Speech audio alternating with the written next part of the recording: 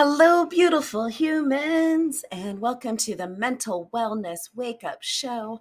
I am your host, Dawn McMillan, the spiritual psychotherapist, bringing you wisdom from spirituality and psychology so that we can all create lasting well being. Thank you for being here. So, what I want to talk about today is energy. Yeah, energy. Who couldn't use more energy? So one of the things that I've noticed with myself and my friends and my colleagues and my patients is that people are feeling so drained. A lot of us are feeling really drained, and it's different than sleepy, and it's a different kind of tired. And some of that is due to just the stress of being alive in the world right now and the way that that taxes our nervous system. So I want to hit one of the fastest, easiest, best ways to get more energy. Are you ready? Okay, so I'm going to tell you what it is, and it's going to be simple, but I cannot promise you that it will be easy because it may involve making a few tough choices and it may involve having a couple of tough conversations.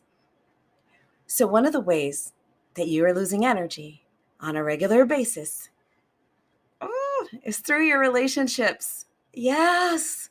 Yes. So I don't want to get into this whole conversation about canceling people or toxic people. And at the same time, we have to acknowledge that one of the main ways that we give and receive energy is from the other beings around us with whom we interact. I don't know if you can hear my little dog grunting in the background, but we have an exchange of energy. I have an exchange of energy with my family, with my friends, my coworkers, my improv teammates. There's always an energy exchange going on. So the question then becomes, who's energy nourishing, who's neutral, and who is energy draining? Yeah. So the tool for working with this is to do an energy audit. After you have an interaction with someone, just jot it down someplace private, write their name, and you put a plus for whether that interaction was nourishing, a 0 if it was, pretty neutral, and a minus if you are taxed and need to recover from that interaction. Do that for a week and you'll start to notice a few things. And then I want you to think back too on maybe some of those people that you don't interact with on a regular basis. Because by default, if you have a job in or outside of the home, the people that you work with are going to get a lot of your daily energy by virtue of the nature of the way most people in the world work right now. And then you want you to think about those people that you don't see very often, your family that you see only on big holidays, your friends from school, from high school, college, that you wish you could see more often. Maybe people you go to worship with on the weekends, and start to get a sense. When I spend time with this person, I feel great. Or when I spend time with this person, I go back to my life. Or when I spend time with this person, I have to prep myself beforehand. We have those people, right? I have some people in my world who are boundary pushers. They're not terrible people. They just have a different intimacy style than I do, shall we say. And so I'm often a little guarded around them because I worry that I'm going to have to reinforce a boundary with those people that I've already established. They're little boundary pushers. You can think of the nosy neighbor stereotype. So you say, hey, good morning. And they're like, oh, I noticed you had a car out in front of your house until 2 a.m. yesterday. And then you're, reestablishing the boundary about what is or is not their business. And then there are those people that you kind of need to recover from. And we're not calling them bad people. We're not calling them toxic people. We're just noticing, every time I spend 15 minutes with Roger, I feel a little unhappier, or I feel like I need to rest, or I have to shake it off somehow. No blame, no shame. We're just observing. We're just observing. And if there's one thing that I know, it's that it's a lot about match. Right? There are people in my life who are not energy nourishing for me, who are not energy positive, but other people just love spending time with because it's a match. It's a match of values or energy styles or senses of humor. I don't know. So it's not about judging, it's about observing. So without judgment, start to notice, huh, who is energy nourishing and who is energy draining? And here comes the part that is going to change your life. Stop spending so much time on the energy draining people and shift it to the energy nourishing people. So let's say your book club that you go to once a month is like half and half. Maybe that turns out to be neutral for you. Maybe the half that's energy draining is so draining that it ends up being a net to negative. Find a different book group. Or maybe once a month is something that you're willing to do. So here's where we get the spiritual part of it. How do you know what is energy positive and what is energy draining? It would seem like it's completely obvious, right? How do I feel? Oh my gosh, my beloved human being friends. So many of us are disconnected from ourselves because of the nature of being an adult in Western society. I'm speaking this in the year 2021, and I live in America, and I'm an American, and I grew up in that culture. So many of us are little heads just walking around completely divorced from our bodies because we do thinking work. So many of us are cut off from our bodies because of past trauma. So many of us are cut off from our bodies because we're just going so hard. Like, you can rest when you're dead. And meanwhile, your body is sending you all kinds of little signals about what does not work for it. And you're overriding it because you got places to go and things to do. So how do you get back in touch with your body?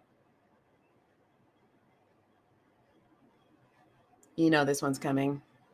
Your breath. Your breath is a great place to start. So just right now with me, I would like to invite you to take a big deep breath in through your nose and hold it for a moment and sigh it out through your mouth. And do it again. Big deep breath in through your nose and hold it for a moment. Sigh it out through your mouth. And one more time, because 3 is a magic number. In through your nose and hold it and sigh it out for a moment. And if you are in a space to do so, go ahead and place your left hand on your chest across your heart, and rest your right hand on that belly space between your belly button and your pubic bone. And just be with your body for a moment. And maybe acknowledge that your body keeps carrying you around, putting up with your shenanigans. Maybe you don't give it enough sleep. Maybe you don't give it good nutrition. And your sweet little body has not kicked you out yet. So just with your hands on your lovely, wonderful, beautiful body, just think to yourself about someone that's easy to love. Could be a real person, imaginary person, a child, pet, alive or gone. And just notice what you feel in your body. Is there a softening or a tingling? A lot of people will feel warmth or expansion, something that feels open.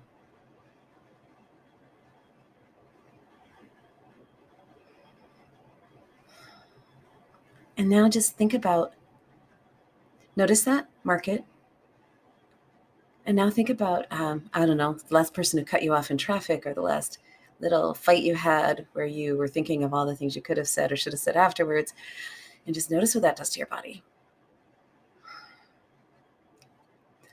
For me, I feel more constricted, especially in my throat. I probably invited that by talking about wishing I'd said something. But I feel shut down. My shoulders want to crumple a little bit. So notice what's true for you. And if you feel inspired to share that with me, you can find me at dawnmcmillaninfo@gmail.com. I'd love to hear about it, or hit me up on the socials. But those two feelings that you just got are good little hints about whether someone is nourishing or draining. And I got to tell you, you may not want to know, but because it may be that you've gotten into patterns with someone that you really love. Maybe your significant other and you have just gotten into these patterns and now they're draining. It's not a death sentence for the relationship. It is an invitation to investigate, how are we being with each other? Right? Is that the place where I go and I bring all of my frustrations and I dump it on my significant other, and now they just seem like the trash can for my upset? Maybe it's time to change that dynamic. So we're not firing people. We're not canceling people. We're not saying people are toxic.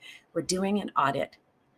And I promise you, if you start to turn down the dial on the frequency or the length or both with those people who are not nourishing for whatever reason, and turn up the dial on those people who are, you're going to have so much and more energy for everything that you want to do. So much more.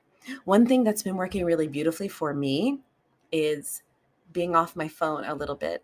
And I know we like to pick on our phones, and maybe you're even listening to this on a phone. So I'm not demonizing the phone or the socials. But what I'm noticing is that texting back and forth with someone is a great way to stay connected. It's just a lower quality. It's just a lower valence than a phone call, than talking to them or seeing them in person. So what I've been choosing to do is I put my phone aside to be fully present with the people, places, and things that are actually in my physical space. And then when I'm ready to take a break from that, I'll go over, reach my phone, return my text messages, check in on the social networks. And then I set it aside again to be fully present in this moment. Eckhart Tolle was very right. And pick a spiritual teacher and they've told you the same thing. The present moment is the only moment. And if you're not fully engaged with it, you are missing out on your life. Spoiler alert. I can't think of the research study. If I find it, I'll put it in the show notes. But anytime you are dwelling on the past or projecting into the future, you are turning your depression up, or your anxiety, depending on your wiring. Every time. It doesn't even matter whether you're thinking about happy things in the past or happy things in the future. By not being fully engaged in the present moment, you are increasing your unhappiness. So be in the moment. And here's another little wonderful side effect. Sometimes just being fully present with the person in front of you, or the people in front of you, will make them more nourishing to you, because that connection will be genuine. You'll be engaged with them. Your mirror neurons will be firing, and then you can actually receive from them, and you can gift to them your energy. Yeah. So that feels good, right? So here's what we're going to do. To sum up, we're going to get a whole lot more energy by doing an intimacy audit. We're going to notice who is energy positive and nourishing and enriching, who's neutral, and who is energy draining. We're going to begin to turn down the volume and the frequency on interactions with those energy draining people. We're going to fully engage in the present moment with the people we're with. And we're just going to keep checking in. Just keep checking in with no judgment. We're not going to say, oh, Mary Lou over here is draining because she's toxic. No, Mary Lou is just not nourishing me in this current incarnation. And if Mary Lou is your sister, how can you interact with Mary Lou in a way that changes the dynamic so that it is more neutral or nourishing? Okay, that's what I got for you today. I want you to have more energy. I got to tell you, I have to tell you, I've been doing this for the last couple of weeks and it's been a little crunchy in some corners. And so if some people are just accustomed to hearing from you every day, maybe let them know, hey, I'm just managing my energy a little bit differently. I may not be, texting you as often. So I hope you can understand that so they don't take it personally. Try it.